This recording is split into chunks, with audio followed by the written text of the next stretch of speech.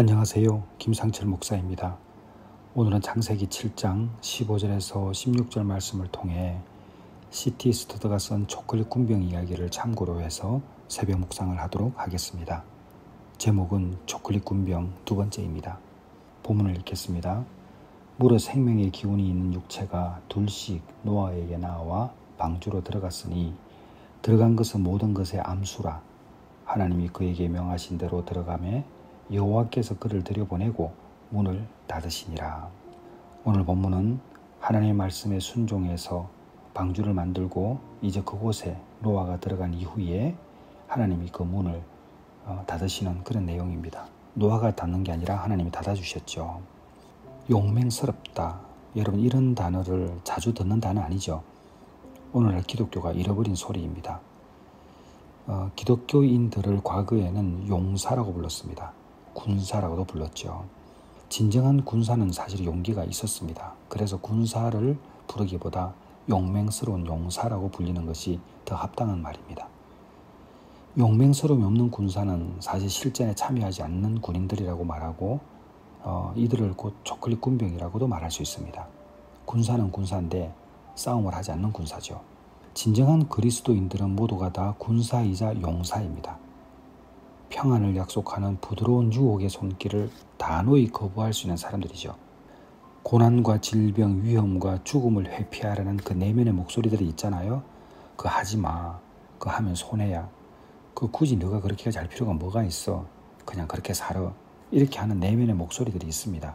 그런데 이 목소리를 거절할 수 있는 것은 용기가 있을 때 가능하죠. 그래서 노라고 말할 수 있는 이 용기를 가진 사람들을 용사라고 말하죠.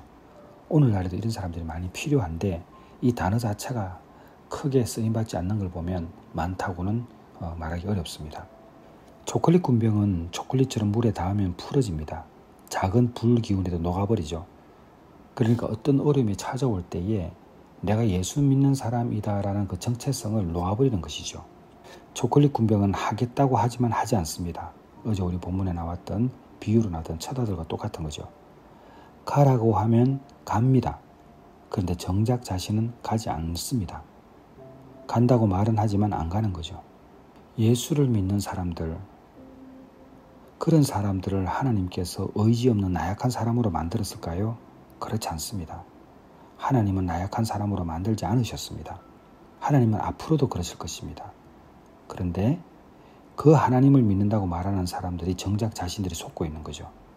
하나님께서는 예수를 믿는 사람들에게 나와 함께 하게 되면 용기를 주신다고 약속하신 분이세요. 그래서 두려움을 갖지 말라고 말씀하신 것 아닙니까? 그러니까 우리가 의외로 초콜릿 군병이 많은 것이죠. 성경에 보게 되면 이런 용사들이 많이 있습니다. 근데 오늘 본문에 맞도록 우리가 노아를 한번 보는 거예요. 노아는 누구냐? 하나님과 동행했습니다.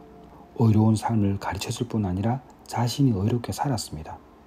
그는 물속을 통과하는 역경을 겪었죠. 비가 얼마나 많이 왔습니까? 온 지면을 다 덮었으니까요.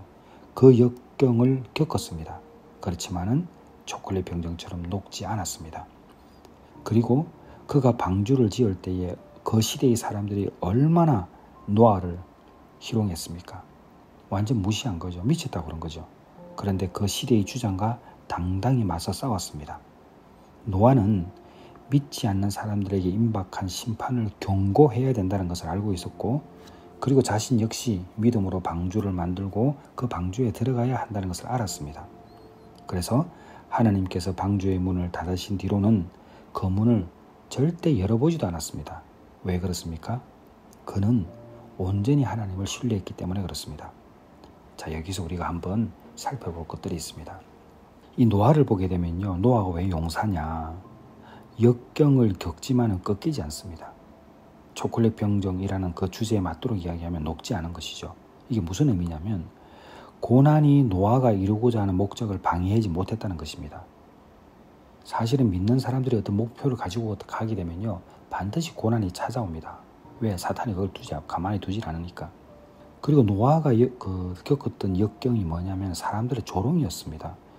완전히 미쳤다고 말하는 거지. 사실은 당연해 보이죠. 왜냐하면 멀쩡한 날에 방주를 짓고 있었기 때문에. 그러나 노아는 묵묵히 자기의 길을 걸어갔습니다. 우리가 예수님께 미쳤다는 소리를 듣는 것은 어쩌면 영광입니다.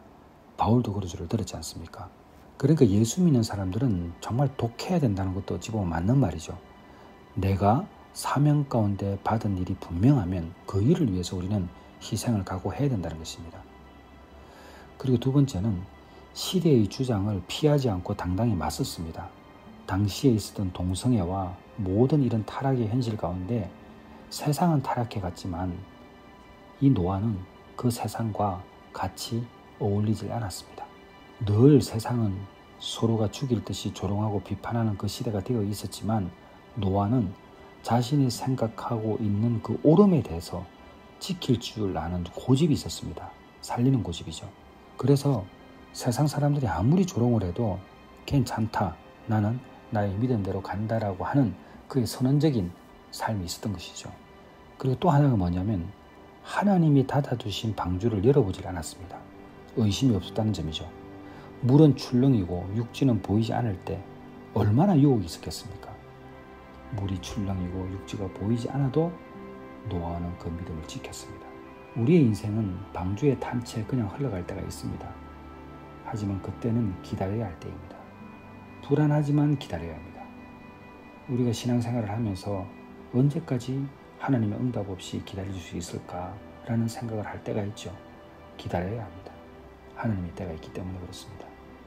하나님이 닫아주신 문입니다. 여러분들이 교회에 왔다는 것은 하나님께서 그 방주에 들어가게 하시고 문을 닫아놓으신 거예요.